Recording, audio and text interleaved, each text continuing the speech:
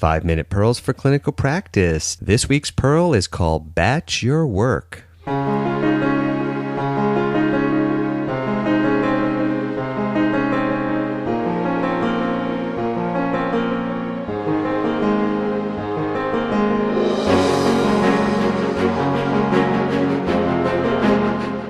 Hello, this is Dr. Brian Morris, and this is 5-Minute Pearls for Clinical Practice, where you will learn the tools to provide exceptional care for your patients. This is the weekly podcast where you will be introduced to time-tested, evidence-based patient care strategies that aren't always taught in schools or training programs, but are nonetheless crucial for success in clinical practice. Last week, we spoke about the critical importance of staying up to date in your specialty. Information changes so rapidly these days that we can fall behind if we're not learning about the latest news and information in our specialty. To stay ahead in our chosen field, we need to stay updated, which means continuously learning new information and making sure that we optimally use conferences, websites, apps, newsletters, etc. to stay current. In addition to the need to stay up to date, the second thing that most healthcare providers learn when starting out in clinical practice is the need to be very well organized. During our early days in practice, we're usually not quite so busy, so we have more time to spend with patients and more time to research information. As we progress in our practice, things will likely get busier rather quickly, and we usually find ourselves with less and less time. Because of this, it is crucial that during the early years of clinical practice, we develop effective time management skills. Because of just how important this is, we will spend a number of podcast episodes on the topic of time management. Classes on organization and time management are not usually given in most schools and training programs, so most of us enter clinical practice with little training in office and time management. Most young health professionals enter practice with a wealth of cutting-edge information, but quickly realize that time management is crucial for us to effectively take care of our patients and manage a practice.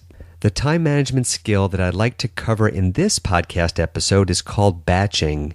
This is a skill that I learned over the years, and it is something that I wish someone had taught me back in my training. To discuss batching, let's use me as an example. I take care of patients. I teach at UCLA Medical School. I write and I produce several podcasts. I give media interviews. I speak at community centers and local schools. And I also write and publish articles for magazines and medical journals. Each of us has a lot going on in our professional and in our personal lives at any given time. And the question arises how best to manage our time in order to effectively accomplish all of our responsibilities. The most important time management strategy to best handle our many responsibilities is called batching. This is actually very simple, and what this means is that we focus on accomplishing a lot of material in each area of work at a given time. For example, I just mentioned that I write and record several podcasts.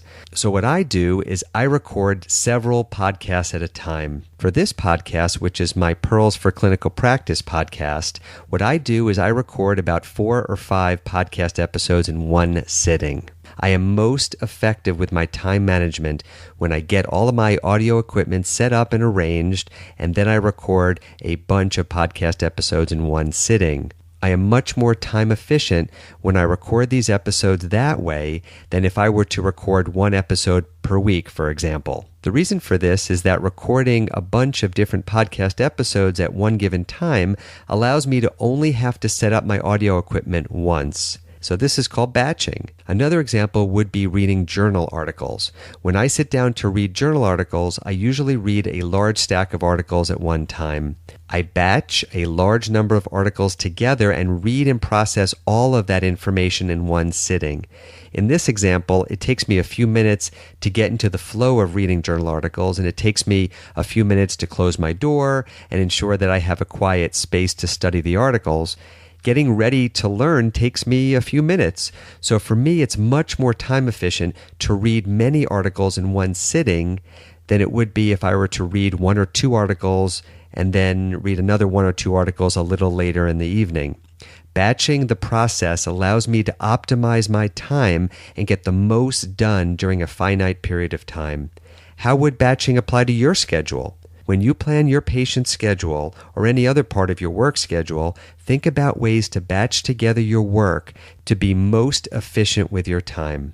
Once you get into the flow of something, whether it be patient care or writing something or reading something or recording something, try to be most efficient by batching together as many projects as possible at that given time.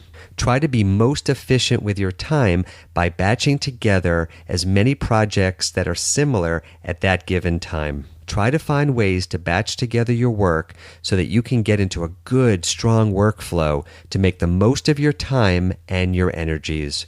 Let's keep the dialogue going. Let me know what you think of this week's Pearl for Clinical Practice, which is called batching. You can email me at drmorris@5minutemd.com. That's DRMORRIS at 5minutemd.com. You can post your comments and your experiences at the 5 Minute MD Facebook page. You can follow us on Twitter at Brian Morris MD. And of course, you can visit us anytime on our website, 5minutemd.com. Let your friends and your colleagues know about the podcast and make sure that you are subscribed on iTunes. If you are enjoying these pearls and what we're doing on this podcast, please take a few minutes to head over to iTunes and leave us a review. Thank you so much for listening to our podcast. I will see you at the next 5.